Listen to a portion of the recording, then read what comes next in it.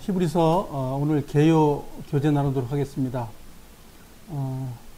히브리서 2장으로 가겠습니다.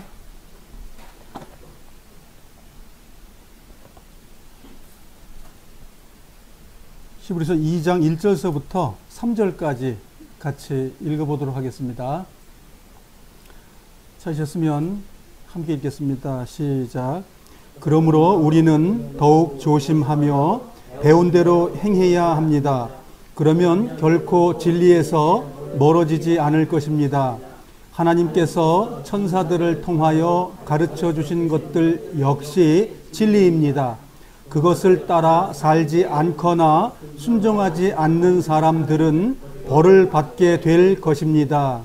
우리에게 베풀어 주신 구원은 매우 위대한 것입니다. 그렇기 때문에 구원이 중요하지 않는 것처럼 살아간다면 그건 역시 벌을 받게 되는 행동입니다. 구원에 대해서 처음 말씀하신 분이 바로 주님이시며 또한 그의 말씀을 들은 사람들이 이것이 진실이라고 우리에게 증명해 주셨습니다.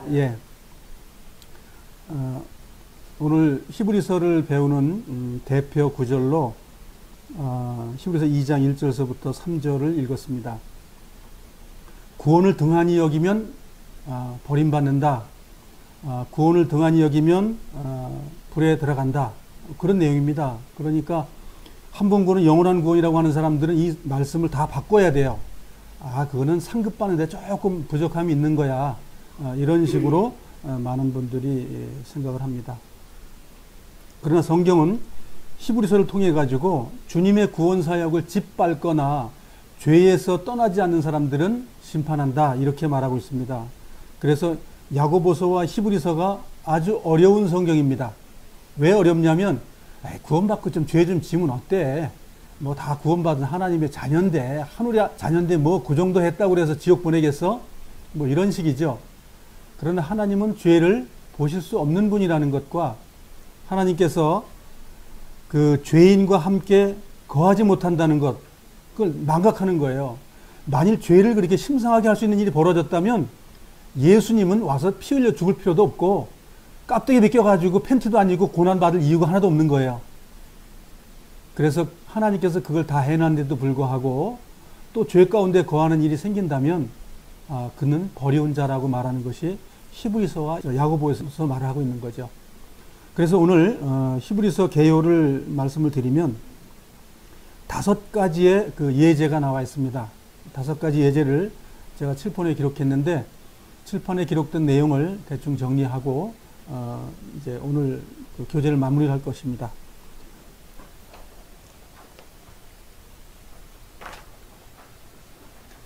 히브리서는 이제 그 내용 자체가 그 5가지의 은혜, 그 다음에 5가지의 은혜 옆에 경고, 은혜가 있는데 은혜에 합당하지 않으면 무슨 야단받는다라는 경고를 주는 거예요.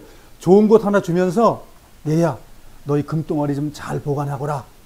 굉장히 귀한 것이고 이거는 보물이야. 대대손손 잘 보관해야 될 거야 라고 했다면 그 다음에 그걸 뭐라고 얘기했냐면 너 그거 잘못 보관하면 너 혼날 거야. 후세대에 좋은 것 그 받아야 될 너의 그 후사들이에게 너는 죄를 짓는 거야. 뭐 이런 식으로 말하고 있는 것이 히브리서다 이거예요. 그래서 5가지로 나눈다면 이렇게 나눠질 수 있습니다. 첫 번째, 구원에 대해서 이야기를 합니다. 하나님은 구원자다. 하나님은 사랑이다. 하나님이 세상을 이처럼 사랑하사 독생자를 주셨다. 그래서 그 구원 사역에 대해서 설명을 하는 것이죠. 두 번째는 하나님 안에 안식에 들어갈 자를 찾고 있다. 이제 그걸 설명을 해요. 그 세 번째는 성장하지 못하면 말라 죽어서 열매가 없어. 이렇게 야단을 치는 장면이에요. 성장을 꼭 하라는 거예요. 근데 안 자라? 안 자라면 혼난다는 거예요. 그것을 히브리서가 말하고 있어요. 네 번째는 그리스도의 은혜 안에서 너가 삶을 살지 못하고 은혜를 네가 무시하고 짓밟아? 널 용서해 준 거를 생각 못하고 또 죄를 지면서 또 용서해달라고 또 빌어? 그러면서 은혜를 욕되게 했을 때 하나님이 어떻게 하겠다. 그런 내용이죠. 그 다음에 다섯 번째는 그리스도의 믿음을 너가 지켰느냐 지키지 못했느냐, 그 설명을 하고 있는 것이 히브리서의 기본적인 개요의 이야기죠. 그래서 첫 번째 구원을 해준 분이 천사보다 뛰어난 예수 그리스도. 천사보다 뛰어나다. 그건 뭐냐? 천사는 우리를 죄에서 구원할 능력이 없어요. 천사는 하나님이 독생자 피를 흘리고 우리와 같은 성정으로 오신 죄 안 지신 죄물이어야만이 구원 사역을 이룰 수 있다는 거예요. 그래서 모든 사람보다 위대하신 예수 그리스도. 자, 그런데 그 예수 그리스도가 이뤄놓은 그 구원을 가치 없게 하는 삶을 살아 그들에게 구원에 대해서 심상하게 생각하는 사람들에게 경고를 주신다, 그 얘기예요. 두 번째 문제는 안식을 우리에게 허락을 했는데 바울의 일행들은 우린 그 안식에 들어갔다고 설명을 해요. 그리고 못 들어갈 자도 있다고 해요. 미래에 들어갈 자도 있다고 해요. 세 분류를 말하고 있어요. 그래서 안식에 들어가 있는 사람들은 선지자들 보라. 선지자들보다 더 위대한 안식의 주인이 있다. 그렇게 얘기한 거예요. 구약 시대에는 선지자를 통해서 안식을 설명을 했어요. 그 안식의 실체가 오신 거죠. 예수 그리스도가. 근데 그 안식을 누리지 못하고 그 안식을 거부하거나 그 안식에 합당한 삶을 못 살고 못 들어간다면 라고 설명하는 내용이 그 출애굽기에 대한 이집트에서 나와가지고 광야를 있으면서 광야에서 죄를 짓고 믿음으로 화합지 못한 사람들은 그 안식에 못 들어가고 멸망했다. 그 설명을 하는 겁니다. 그래서 안식에 못 들어가면 심판받는다. 그 말이에요. 그리고 세 번째는 성장을 못해? 아니, 성장을 못하면 너희가 어린아이가 돼서 아직도 성장을 못했어? 너희가 딱딱한 음식을 먹어야 되는데 못 먹어? 그러면 이제 혼난다. 이제 그 얘기예요. 그래서 그 제사장보다 더 위대하다. 성장할 수 있는 근원은 예수 그리스도. 성장할 수 있는 근원은.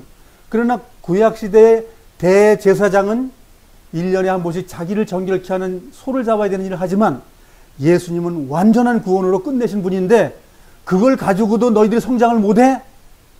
그러면 경고! 예. 이게 세 번째 경고예요. 네 번째는 은혜의 길을 가지 못해? 주님께서 은혜의 길을 쫙 열어놨는데 그 길을 못 가? 아, 율법이라는 거 엄한 걸 통해 가지고 가려고 그래? 이런 바보 같으니라고. 은혜의 복음, 예수 그리스도 은혜의 복음을 가지고 가야 되는데 안 가? 그 구약의 율법을 통해서도 지키지 못한 사람은 돌로 쳐 죽였는데 은혜를 짓밟고 무시하는 사람들에게는 하나님이 어떠한 경고를 하는지 알아? 그 말을 하고 있어요. 그래서 은혜를 무시하는 사람들에게는 네 번째 경고의 말을 듣게 된다, 그 얘기예요. 그리고 다섯 번째는 믿음의 창시자인 예수 그리스도를 얘기하는 거예요. 믿음의 창시자. 뭘 믿었을까요? 하나님이 십자가를 통해서 죄사함 해주고 나를 의롭게 하고 살려주실 것을 믿었다는 거죠. 말씀을 통해서. 그것을 믿는 자는 의롭다함을 받는다. 그것을 우리가 받은 거예요. 근데 그것이 단회가 아니고 우리 삶 속에 이어지는 거라는 거죠.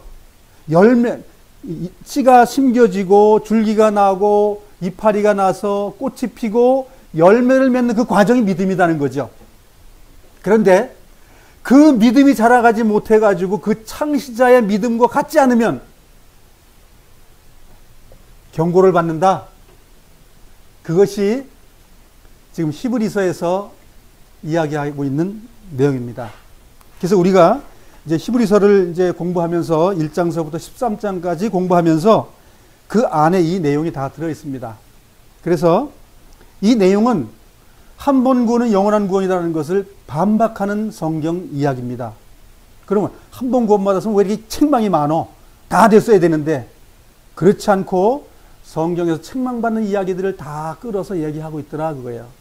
그래서 히브리서는 그래서 얄궂은 사람들이 이건 유대인 구원받은 사람들한테 한 얘기요. 이방인은 관계없어요. 그럼 이방인 구원자하고 유대인 구원자가 달라요?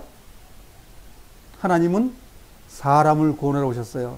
이방인이든 유대인이든 이 땅에 하나님의 창조물에 대해서 하나님은 말씀하고 구원사역을 이루시겠다고 말씀하신 내용이에요. 그렇기 때문에 히브리서를 복잡하고 힘들고 적용이 안 되니까 옛날 사람들은 적용을 잘해. 지금은 세대주의자들의 그 이론 때문에 한 번 구원은 영원한 구원, Y 같은 사람도 천국 가고 뭐 살인자도 천국 가고 뭐 그런 말이에요. 자살한 자도 천국 가고. 성경 보면 그런 건 없어요. 죄를 짓는 자는 사망에 거한다. 끝나요. 그래서 죄를 조심하라고 성경은 계속 말하고 있어요. 너희가 거듭나고 죄에서 용서받았어? 그럼 죄를 조심하게 다뤄. 네 삶 속에서 거룩함을 추구해. 그것을 계속 말하고 있는 거예요. 이렇게 말하면 저건 율법주의자야. 아닙니다. 은혜를 받았기 때문에 은혜의 삶을 사는 거예요. 은혜를 받았기 때문에. 유대인들은 율법을 통해서 막 의로워지려고 막 애를 쓰는 거예요. 남 앞에서는 거룩한 척하고 돌아가서는 죄 짓고 남의 그거 뺏어먹고. 하나님은 독사의 자식들이라고 책망을 하신 거예요. 그래서 우리는 이 히브리서는 우리에게 독사의 자식들아라고 주님은 책망하고 있다는 거예요. 그래서 이 책망을, 이 5가지의 이 책망을 잘 들어보면 경고를 왜 주죠? 책망을 왜 하죠? 옳은 길로 가라고. 빨리 돌아서서 옳은 길로 가라고. 그래서 경고가 있는 거죠. 그래서 하나님은 우리를 구원해 주시고 자유롭기 때문에 우리를 그의 나라로 인도하기 위해서 이렇게 여러 가지 이야기로 우리를 책망하고 계신 거예요. 책망이 뭐예요? 곧 길이라. 진리의 길이라고요. 좌로나 우로나 치우치지 않도록 우리를 안내해 주는 거, 안내서란 말이죠. 그래서 우리가 주님을 영접한 이후에 죄에 거하지 않고 주님의 온전한 믿음과 온전한 은혜 가운데 우리 살아갈 수 있도록 히브리서를 통해서 우리에게 알려주고 있다는 거죠. 그래서 우리가 이 5가지의 내용이 한번 생각해 보세요. 구원, 안식, 성장, 은혜, 믿음. 누구 거예요, 전부? 그리스도 예수님 거예요. 우리 게 하나도 없어요, 여기에. 하나도 없다고요. 그 주님께서 내가 곧 길이요, 진리요, 생명이라고 얘기하신 거예요. 그런데 주님이 길이요, 진리요, 생명인데 왜 나를 쳐다보고 내가 길 가려고 애를 쓴다 이거예요. 내가. 주님은 내가 가라는 말을 하자고 주님이 가신 길 쫓아와 그랬어요. 그러니까 내 길이 없는 거예요, 사실은. 주님의 길만 있는 거고 주님의 믿음만 있다고요. 그래서 가짜는 사람들이 자기 믿음이 좋다고 주장하는 거예요. 자기 믿음이 좋은 사람은 그 사람은 틀림없이 이단입니다. 우리는 아까 교제했던 내용들처럼 그리스도 한 분 때문에 되는 거예요. 모든 것이 주님이 다 이루었다라고 말하고 히브리서에 마지막 때라는 말이 히브리서에 나와요. 즉, 뭐 몇 월 며칠 몇 천 년 후에 끝난다 그 말이 아니고 우리 삶 속에 죄가 끝나는 그 마지막 날 있다고 성경을 말하고 있는 거예요. 하나님이 이 땅 끝나는 거에 관심이 없어요. 우리 생활 삶 속에 죄가 끝나는 걸 끝이라고 말하고 있어요. 그런데 세대주의자들은 그 마지막 때 몇 월 며칠 날 천둥 번개치고 맨날 그렇게 가니까 성경이 안 풀리는 거예요. 주님은 나를 이 땅에 몇 월 며칠 날 태어나게 하시고 그 태어난 육체가 이 땅에 살면서 주님의 영으로 화하고 주님의 삶을 살다가 온전한 의에 거해서 마지막 때가 돼서 주님 앞에 들어가길 원하는 걸로 계획해 놨다고요. 그런데 하나님의 사랑을 우리 개인에게 돌리지 않고 우주적으로 돌려놓고 하나님이 세상을 사랑했어요. 그리고 끝난다 이거예요. 나는 대충 사는 거예요. 그래서 하나님은 나를 사랑하신다는 거예요. 하나님은 나에 관심이 있다는 거예요. 그래서 우리 성경을 볼 때 성경이 뭐 그룹에게 말하고 있어요. 성경은 지금 주님을 영접한 나에게 말하고 있고 죄 짓는 나에게 지금 말하고 있어요. 그래서 히브리서를 보는 사람은 죄가 있으면 좀 뜨끔하죠. 아, 내 경고의 말씀을 내가 안 듣고 있구나. 아, 내가 돌아가야 되겠구나. 그걸 아는 거예요. 쩔뚝쩔뚝 하다가 말씀에 매를 맞고 나면 정신 차려가지고 두 발로 그냥 완전하게 가는 거예요. 의의 길로. 그러면서 히브리서는 11장에서 믿음이라는 게 이렇다라고 설명을 해줘요. 믿음은 이런 거야. 그런데 그 믿음이 뭐냐면 히브리서라고 히브리라고 말하는 내용은 강을 건너온 사람이라는 뜻이에요. 히브리라는 말이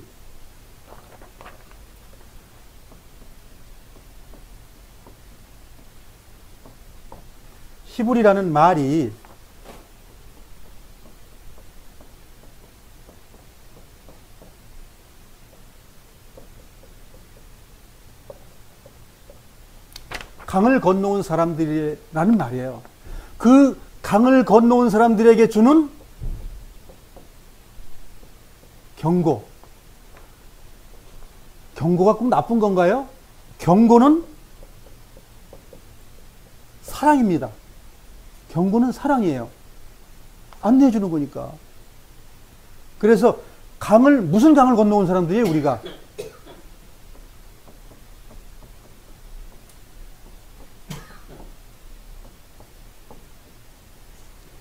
예수님의 피의 강을 건너온 사람들에게 경고하는 메시지를 주신 거예요. 히브리서가 그래서 완전한 복음이라고 말하는 거예요. 왜? 잘못된 사람들을 옳은 길로 인도하기 때문에. 맨날 양 잡고 예수님 잡고 이런 것만 생각을 한단 말이죠. 양 잡고 예수님 잡고. 완전한 복음이 들어있는 거예요. 히브리서에. 그런데 맨날 염소와 소의 피로 아니냐고 오직 자기 피로 영원한 속죄를 주셨습니다. 히브리서의 대표가 그건 줄 알아요? 아닙니다. 히브리서의 대표는 거듭난 자가 온전하지 못하면 버려집니다가 대표예요. 그런데 히브리서를 맨날 그 9장 10장만 얘기하는 거예요. 목적이 달라진 거예요. 목적이. 그건 맞다 이거예요. 근데 그걸 어떻게 하고 살아가냐 그걸 얘기하는데 영원한 속죄 받았습니다. 영원한 죄물이 있는 거죠. 영원한 속죄도 있죠. 그런데 왜 영원한 속죄가 되고 영원히 다 됐다는데 왜 이렇게 책망이 많냐고. 그 성경 속에 그 성경을 잘못 봤다는 얘기죠. 성경을 문맥으로 보지 않았다는 얘기죠. 단어로 봤기 때문에 전 성경에 하나밖에 없는 거 영원한 속죄 한 단어밖에 없어요. 한 번씩. 그래서 성경은 그 나머지가 뭐예요? 깨어있고 조심하고 의의 삶을 살아야 된다. 죄 가운데 거하지 말아라. 심상하게 생각하지 말아라. 하나님의 구원을 우습게 보지 말아라. 그 주님의 합당한 삶을 살지 말길 바란다. 계속 그 말하고 있잖아요. 아니 한 번 다 됐으면 그거 왜 필요했냐고. 그게 필요 없는 거 하나도 필요 없는 거 아니에요? 다 됐는데. 또 그래요. 주님의 영이 다 인도합니다. 그러면 주님이 다 인도하면 책임이 누구한테 있어요? 인도자에게 있는 거죠. 네. 그럼 우리는 뭘 해도 다 천국 들어가야 된다니까요. 근데 예수님이 다 이루었다는 것 속엔 그게 없어요. 그때부터는 뭐예요? 나를 쫓고 순종하고 믿음으로 나오는 자들만 이제 온전해지는 거예요. 그 성경이 우리에게 히브리서를 통해 가지고 강을 건너온 사람들에게 경고를 하고 있다는 거예요. 그러면 강을 건너온 사람들에게 경고만 얘기하는 첫 번째에서는 강을 건너온 사람들은 5가지 은혜 속에 은혜를 경험한 사람이다 그 뜻이에요. 피를 경험했다 그러면 5가지의 은혜를 지금 우리가 누리고 사는 사람들이라는 거야. 5가지 은혜 속에 있는데 그런데 그 다음에 망각을 해버려 5가지 은혜를 우리가 가볍게 취급해버리고 구원을 자기 마음대로 살아도 되는 것처럼 하고 피의 소유권으로 나를 주님이 사셨는데도 불구하고 주님 거라고 인정하지 않고 내 것이라고 인정하는 힘이 생기더라 이거예요. 그래서 그것을 히브리서에서는 아니다 그렇게 설명을 하고 있습니다. 그래서 우리가 앞으로 이제 히브리서를 통해서 주님의 은혜와 은혜에 도달하지 못하면 그 책망이 어떤 건지를 5가지를 우리가 배우는 것은 히브리서 속에 들어있는 거예요. 그래서 앞으로 13장까지 우리가 배울 때에 구약의 이야기들을 굉장히 많이 갖고 들어왔어요. 왜냐하면 그때 당시는 신약 성경이 없기 때문에 구약의 이야기를 들어서 신약의 말을 하는 거죠. 그래서 히브리서가 이야기할 때 구약 성경은 뭐 옛날 거라는 말을 하는 게 아니라 하나님 말씀은 이렇다라고 말하고 있는 거예요. 하나님 말씀이 이런데 예수님 오셨습니다. 이런 얘기예요. 무슨 그래서 뭐 옛날 구약은 쓸모가 없고 예수님 이후에는 뭐 쓸모가 있어요. 새 언약만 필요해요. 그럼 옛날 언약 다 갖다 버리면 되지. 두꺼운 성경 읽지 말고 좀 신약의 얄팍한 것만 갖고 있지 우리가. 하나님은 어제나 오늘이나 영원토록 동일하시다. 이렇게 얘기를 하고 있어요. 그래서 우리가 지금 눈이 잘 보이고 정신이 있을 때 성경을 많이 보였으면 좋아요. 우리가 연세가 자꾸만 드시면 자꾸만 잃어버리고 그렇게 되는데, 그래서 하여간 힘이 있을 때 자꾸만 성경을 가까이 하는 것은 주님의 성령을 날마다 우리가 경험하는 거예요. 주님의 성령으로 이끌림 받는 거예요. 히브리서에 저자가 없습니다. 기록한 사람이 성경에 안 나타나요. 그것도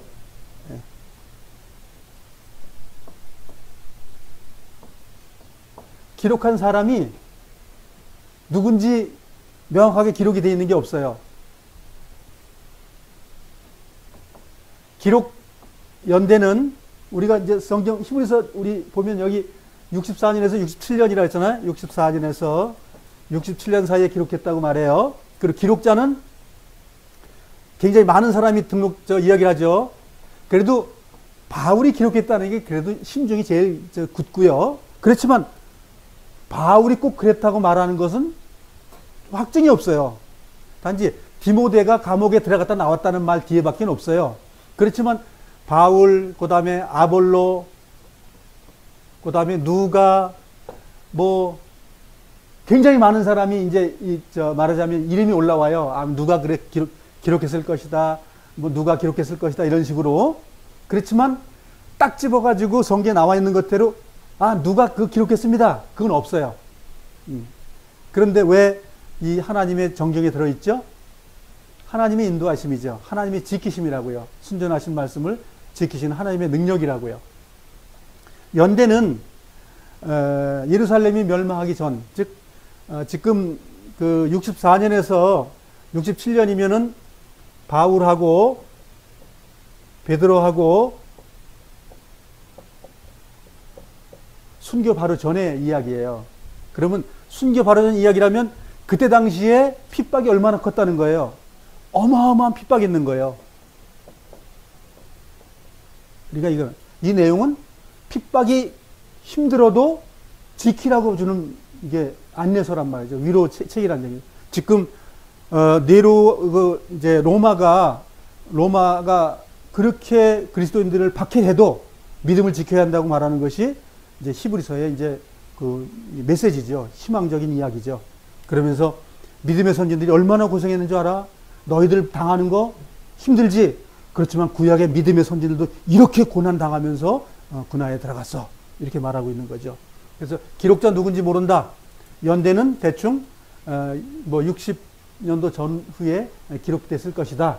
그리고 기록의 내용은 주님의 피의 강을 건너온 주님의 피를 뒤집어 쓰고 주님의 피의 침례를 받은 사람들에게 기록하고 있다. 떨어지지 말라고. 뭐 유대인에게 돌아가기 위해서가 아니라 우리는 주님을 영접했어도 마귀의 자녀로 갈 수 있는 일이 있다고 성경 기록하고 있는 거예요. 그러면 믿음을 지키면 완성한다. 믿음을 지키면 이긴다. 이렇게 이제 히브리서 말하고 있습니다. 우리가 좀 전에 히브리서 2장 1절서부터 3절 읽었는데, 자, 이런 모든 지금 5가지의 문제를 우리가 할 수 있다고 성경은 기록해 놨어요. 그게 뭐냐면 4절입니다. 히브리서 2장 4절을 같이 한번 읽어보겠습니다. 시작.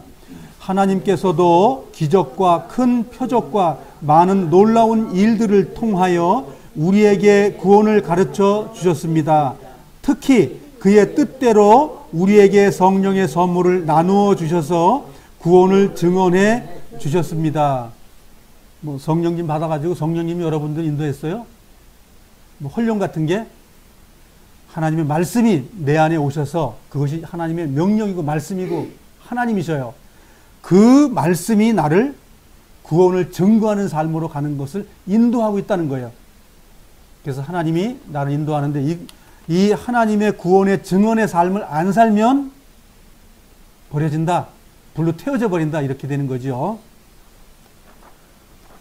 저희가 지금 프린트물에 보시면 구원이라는 그 코너에 보면 첫 번째는 천사보다 뛰어난 그리스도에 대해서 얘기를 했는데 히브리서 2장 1절서부터 4절의 이야기를 하고 있었고요. 그 내용으로 보면 이런 거죠. 우리는 더욱 조심하며 배운 대로 행해야 합니다. 여기 이제 우리가 주님을 영접하고 뭘 배웠을까요? 배운 대로 행해야 된다.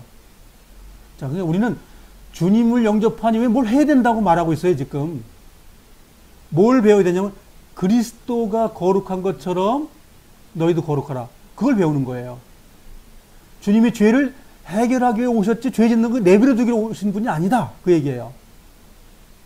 그걸 근데 배운 대로 행함이라는 우리 삶 속에 행함이 필요하다. 그 얘기를 하고 있죠.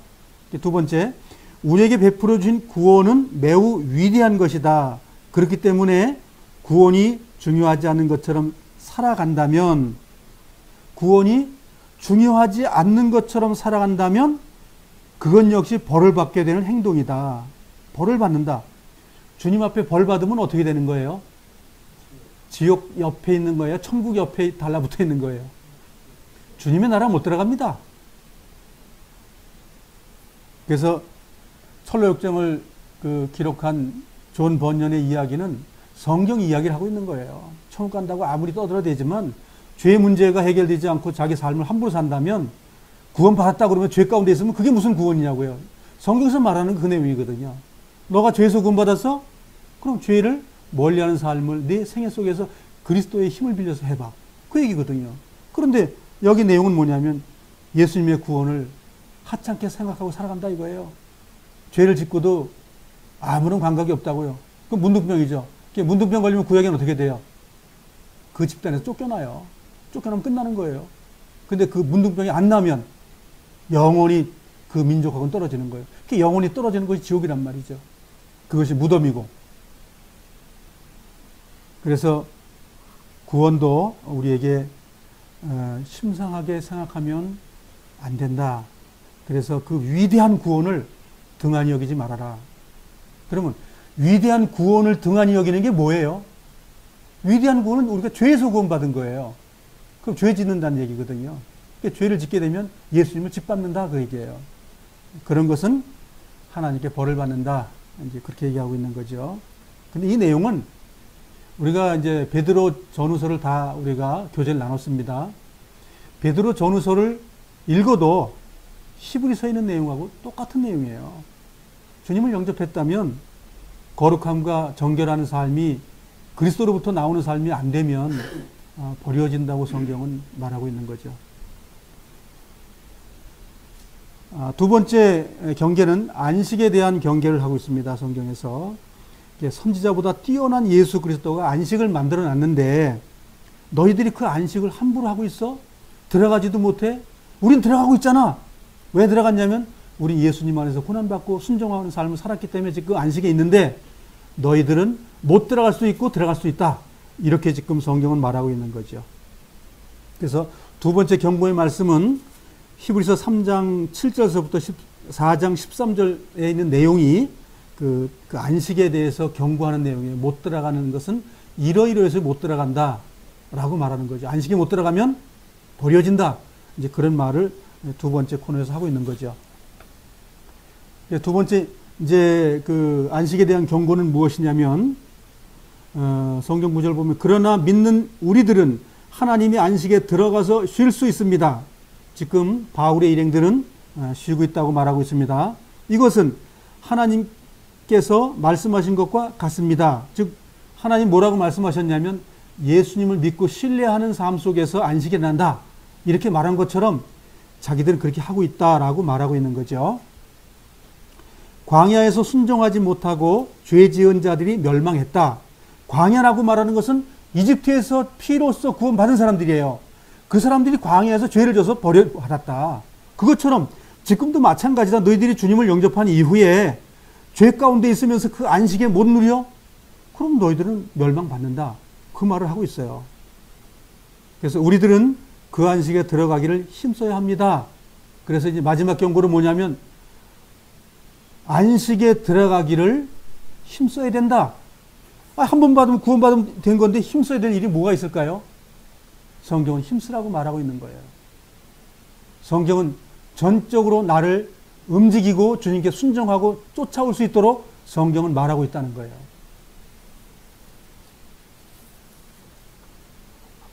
세 번째 경고의 말씀은 성장을 해야 되는데 성장을 안 해? 히브리서 5장 11절서부터 6장 20절까지의 내용 속에 들어있는 내용이 경고의 말씀인데, 이 경고의 말씀에는 이제 이런 게 있죠. 성장하지 못하면 버려진다. 그리고 변화된 새 생활로 다시 돌아오지 못하는 사람들도 있습니다. 있다는 거예요. 구원받으면 다 되는 것이 아니라, 구원받으면 주님께서 어떠한 방법을 동원해가서 다 회개해가지고 다 천국에 데리고 들어간다는 거예요. 성경 그렇게 말하고 있지 않습니다. 변화된 새 생활로 다시 돌아오지 못하는 사람들도 있습니다. 돌아오지 못해요. 있다는 겁니다. 그런 사람들이. 그런 사람들이 어떤 사람들이냐 하면, 가시와 엉겅퀴가 많이 자라나 쓸모없는 땅과 같은 사람들도 있습니다. 이런 사람이죠. 그런 땅은 저주를 받으며 불에 태워질 것입니다. 두 가지의 밭을 얘기하면, 곡식이 잘 연그는 땅과 곡식이 안 나오고 가시와 엉겅퀴가 버무려진 그런 쓸모없는 그 삶이 살아가는 사람들은 불에 태워져 버리면 거기에 천국이에요. 거긴 천국이 아닙니다. 주님의 심판에 머무는 곳입니다. 그래서 안식에 들어가지 못한다 말은, 안식에 대해서 우리가 지난번에 7번 교제했기 때문에, 안식은 주님 안에서 주님의 말씀을 통해서 우리가 순종을 살아가는 그것이 곧 안식입니다. 고난 가운데 있고 우리의 육신의 슬픔이 있고 이런 모든 것들이 우리가 안식에 들어있다는 증거입니다. 그래서 바울이 이렇게 말해요. 우리가 안식에 들어있는데 굶주리고 배고프고 매를 맞고 파산하고 그랬노라고. 그게 안식이라고 말을 해요. 바울도. 우리 안식 그러면 쉰다. 그게 육체가 고난받은 것만큼 영 안에서 쉬는 겁니다. 겉사람은 부패되는 것이고 속사람은 날로 새로워지는 거죠. 그래서 우리 삶 속에 가시와 엉겅퀴가 많이 자라는 삶은 주님께서 버려지는 겁니다. 그래서 우리가 사복음서에서 예수님께서 그런 말씀을 하시잖아요. 좋은 땅의 비유를 하실 때 돌짝밭, 가시밭 그렇게 얘기할 때에 좋은 땅에 씨가 심겨지면 30배 혹은 60배, 100배의 과실을 맺는다. 바로 그것이 영광이에요. 씨는 심겨졌지만 그 씨가 성장해서 살아가지 못한다면 그건 버려졌다는 얘기예요. 네 번째 경고의 말씀은 주님의 은혜, 즉 율법이라고 말하는 그 죄물, 동물이 죽어가지고도 1년 동안 죄가 해결됐는데 그 동물보다 더 위대한 하나님의 아들이 와서 죄물 되셨는데 그걸 짓밟아? 그러면 예수님을 짓밟았다면 그건 벌 받고도 말고, 구약 율법을 통해서 그 동물의 죄물도 짓밟으면 심판을 받았는데 하물며 하나님을 짓밟는 삶을 살면서도 괜찮다고 여겨? 그런 그 은혜답지 않게 그걸 저버리면 하나님이 심판해버리겠다. 그 이야기입니다. 만일 우리가 진리를 알게 된 후에도 일부러 계속 죄를 짓는다면, 일부러 죄를 짓는다는 건 뭐예요? 의도적이죠? 죄 안 지려고 애를 안 쓴다는 얘기입니다. 이게 많은 그리스도인들이 목에 가시처럼 걸려있기 때문에 이 말을 싫어하는 겁니다. 그런데 우리는 강을 건너온 사람들, 예수님의 그 피해강을 건너온 사람들은 이 말씀을 가슴에 심어야 됩니다. 이걸 심고 주님의 이름으로 이 삶을 살아가야 됩니다. 일부러 계속 죄를 짓는다면 그 죄를 씻을 죄사는 없습니다. 라고 성경은 말하고 있어요. 버려진다는 거죠. 실수한 건 용서가 되지만 실수가 아니고 연속적으로 계속 한다 그러면 하나님은 버린다고 말하고 있어요. 그러니까 우리가 두렵고 떨어야 된다니까요. 혹시 내가 주님께 떨어지는 삶을 내가 살고 있지 않나? 이런 것. 거기에는 오직 심판을 기다리는 두려움과 하나님을 거역하며 사는 자들을 태워 없앨 크고 무서운 불만 있습니다. 태워 없애는 무서운 불이 뭐예요? 흔히 말하는 지옥이라는 거예요. 하나님 반대쪽에 사는 삶, 하나님 안에 사는 삶이 아닌 것. 성경은 이렇게 경고하고 있는 거죠. 그렇게 산다면 주님의 심판은 이렇다라고 말하고 있는 거예요. 다섯 번째 경고는 믿음의 창시자인 예수님, 내가 믿습니다라는 말 하는 게 아니고 예수님의 믿음의 본체시라는 거예요. 예수님이. 그 예수님의 믿음의 본체를 복제를 못하면 버려진다 그 얘기입니다. 예수님을 복제해야 된다는 게 뭐예요? 너희들이 내가 가는 그 고난의 길을 지금 간다고 그랬다고? 예, 지금은 못 간다. 그렇지만 내가 죽고 부활하고 나서 너희들에게 내가 말씀을 내가 선포하고 너희들 이제 갈 수 있어라고 너희들에게 명령을 주면, 능력을 주면 그때부터 간다는 거예요. 그때 그게 언제 받았어요? 그 명령을. 오순절 예루살렘의 성전에 임할 때 120여 명에게 임했죠. 불이 혀와 같이 하는데 그게 무슨 말씀이 왔다는 그 내용의 이게 문자적인 그림으로 그린다면 각 사람 머리 위에 혓바닥 같은 불이 벌벌벌 되는 것이 다 있는 걸 보았다 그 얘기예요. 그럼 불이 타버렸다는 거예요. 뭐예요? 모세에게 나타난 가시 떨기나무에 불이 붙었는데 안 탔다는 그런 내용, 즉 하나님 말씀이 임재했다 그 말입니다. 즉 성령이신 말씀, 각 개개인에게 하나님께서 하실 일을 그에게 준다는 얘기, 하나님이 하신다는 거예요.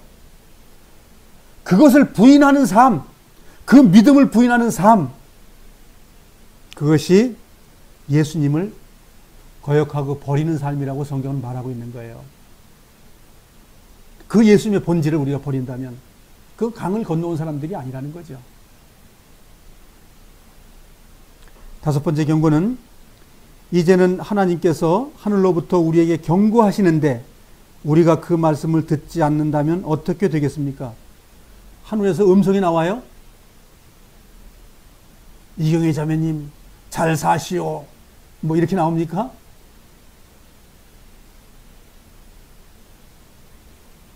정신영 형제님, 내 아들아, 넌 이렇게 살아라. 너 이렇게 잘못해서 너 혼난다. 뭐 그렇게 음성이 들려요? 그렇게 들리는 사람이 있나요? 이게 무슨 말씀입니까? 이 말씀은 곧 하나님이십니다. 이 말씀을 통해서 우리에게 항상 일러주시는 거예요. 다윗이 그러잖아요. 눈물로써 주야로 묵상하는 자가 됐다고. 주야로 묵상을 한다고. 회개하는 마음으로 항상 말씀이 나온다고. 하늘로부터 우리에게 말씀의 경고가 있습니다. 디모데후서 3장에는 바울이 그렇게 말하잖아요. 내가 어려서부터 성경을 알았나니 성경은 능히 너로 하여금 그리스도 예수 안에 있는 믿음으로 말미암아 구원에 이르는 지혜가 있게 하느니라. 우리를 깨닫게 하고 자라게 하고 회개케 하고 다 들어있다는 겁니다. 그런데 무슨 귀신빠가 좋아하는 신령한 그 오순절파는 뭐예요? 주님이 가라고 하면 가고 말 안 하면 가만히 있는데요. 그러니 그런 분들은 성경이 왜 필요하냐고요. 그래서 미혹되는 겁니다. 그것은. 그래서 우리가 성경을 배우고 가까이 하는 것은 하나님이 기뻐하는 거예요. 우리가 하나님께 나아가는 겁니다. 그래서 우리가 말씀 앞에 나아가면 모든 죄 사하고. 주님 앞에 나간다는 게 뭐예요? 어떻게 나가는 게 주님 앞에 나가는 거죠? 주님 앞에 나갔습니다. 나 무릎 꿇고 눈 감았으니까요. 그거 아니죠. 이 하나님 말씀을 묵상하고 내 자신을 주님께 드러내고 그렇게 됐을 때 주님 앞에 나아가는 겁니다. 그래서 제가 그러죠. 성경 보지 않는 그리스도인은 그리스도인 아닙니다. 성경 안 보는 그리스도인들은 지옥 갑니다. 그걸 말하잖아요, 제가. 그래서 이 말씀 외에는 없는 거예요. 이 말씀이 곧 하나님이시기 때문에, 이 말씀이 능력이기 때문에, 이 말씀 읽었더니 뭐예요? 죄 안 짓고 싶은 마음이 생기고, 이 말씀 읽었더니 뭐예요? 형제자매를 사랑하고 싶은 마음이 생기고, 회개하는 그런 마음이 생기게 되고, 그렇지 않습니까? 내 가족과 내 이웃에 있는 사람이 불쌍히 여겨지게 되고, 그래 되는 거잖아요. 그게 하나님의 인도하심입니다, 그게. 많은 사람들이 귀신의 영을 하나님이라고 믿고 있는 거죠. 하나님은 귀신이 아닙니다. 실존하고 나와 함께 하시는 분입니다. 우리가 흔들리지 않는 나라를 가졌으니 감사드립시다. 하나님을 기쁘게 하며 경건함과 두려움으로 그분께 예배 드립시다. 경고의 말씀을 듣고 우리 회개의 마음을 가지고 그 흔들리지 않는 하늘의 천국 주님의 나라를 우리가 받았으니까 이제는 애쓰고 힘써서 내 자신을 주님께 두려운 그런 마음을 통해 가서 예배를 드립시다. 예배라는 게 뭐예요? 눈 감고 무슨 뭐 중얼중얼 되는 거예요? 그거 아니잖아요. 주님을 경외하는 것, 주님을 두렵고 떨리고 내 삶 속에 죄를 갖다 버리는 것, 그게 예배입니다. 하나님께서 아들을 통해서 십자가에서 하신 그 일, 그걸 날마다 기리는 거예요. 왜 했습니까? 죄를 해결하는 일 때문에 그 일을 하신 거예요. 우리가 본질을 잃어버리면 안 됩니다. 주님은 죄 때문에 오셨고 죄를 사해 주셨고 죄를 용서했기 때문에 우리가 구원이 된 거예요. 근데 우리가 내 삶 속에 그 죄의 본질을 잃어버리고 살아. 마귀가 잃어버리게 만들어 놓은 겁니다. 우리 삶 속에 개입해가지고. 우리가 흔들리지 않은 나라를 가졌으니, 가진 자들은 이렇게 하라는 거예요. 가진 자들은 두렵고 떨림으로 예배를 드리라는 거예요. 예배는 내 몸이 주님 앞에 예배가 돼야 되는 거죠. 내 몸 그러면 뭐 이 껍데기만 얘기하는 거예요. 영혼육 뭐 남들 말하는 뭐 영 구원받아요, 혼 구원받아요, 육 구원받고 그거 말고요. 진정한 나, 뭐 영이라고 말했든 혼이라고 말했든 육이라고 말했든 내가 두렵고 떨림으로 주님 안에 예배가 되는 자가 되어야 된다 그 얘기예요.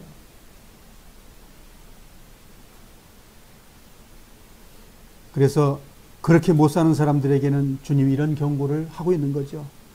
우리 하나님은 모든 것을 태워버리는 불과 같은 분이십니다. 그래서 성경은 이런 말이 없으면 얼마나 좋겠어요. 우리 하나님은 모든 것을 태워버리는 불과 같은 분입니다. 그래서 하나님의 판단받는다는 게 심판받는다는 거예요. 하나님의 심판받는 것은 두려운 거라고 말하잖아요. 두려운 거. 왜 두려워요? 하나님께 버려지는 지옥이 있기 때문에 그럴 거죠. 그래서 우리는 죄를 질 수 있는 능력이 있기 때문에 두렵고 떨어야 됩니다. 만일 우리 삶 속에 죄를 짓는 일이 없어진다면, 완전히 없다면 두려울 것 하나도 없죠. 근데 하나님은 그렇게 설계해 놓지 않았어요. 우리를 로봇처럼 만들어 놓지 않았어요. 장난감처럼 만들어 놓지 않았어요. 우리의 자아의식, 우리 자아를 100% 인정하시고 우리를 존중해 주시는 그분 스스로가 알아서 따라올 수 있도록 주님은 기다리고 계신 거예요. 우리는 탕자의 이야기에서 우리는 알 수 있잖아요. 탕자가 하나님의 강권적인 사랑으로 끌고 올 수 있었잖아요. 그런데 하나님은 기다리시는 거예요. 돌아오기만 기다리고 정말 가슴 아파하시는 분이 하나님이라고요. 그래서 우리는 탕자처럼 우리 삶 속에 주님의 그 잔치와 그 반지와 신발을 신기고 새 옷을 입는 그 삶을 날마다 추구하는 삶을 우리 삶 속에 이루어야 되는 것이죠. 그랬을 때 태워져 버려 있는 그 불의 심판을 우리가 면하게 되는 거죠. 우리 5가지 이 은혜와 5가지의 경고를 히브리서를 통해서 앞으로 이제 배우게 될 것입니다. 그래서 성경이 좀 히브리서는 구약의 이야기를 가지고 와서 기록을 해서 좀 내용이 좀 어려워요. 너한테 말했냐, 나한테 말했냐, 저 사람들은 말했냐. 여러 가지 인칭이 많이 혼재되어 있지만 잘 읽어보면 나에게 초점이 와 닿았습니다. 나에게 초점이 와 닿았기 때문에 우리는 내가 지금 하나님 앞에 죄 안에 거하고 있다면 우리는 회개해야 됩니다. 회개하고 자복하고 주님 앞에 나아가면 그리스도의 보혈이 날마다 내 안에서 깨끗게 하고 거룩해 주시는 거예요. 그렇지만 고의적으로 하나님의 구원을 믿고도 고의적으로 내 삶 속에 죄를 끌어들이는 삶이 된다면 그는 틀림없이 구원에서 제외됩니다. 즉 이름이 지어지는 것과 같은 원리예요. 생명책의 이름이 지어질 수 있는 거예요. 그래서 우리는 주님의 그 구원의 사역에 대해서 두렵고 떨고 우리가 정말 내 삶을 조심해서 그 은혜를 우리가 날마다 가져오는 삶을 살아야 되겠습니다. 앞으로 히브리서를 통해서 주님의 은혜를 더 공고하게 좀 좀 믿고 살아갈 수 있게끔 교제가 됐으면 좋겠습니다. 제가 기도하겠습니다.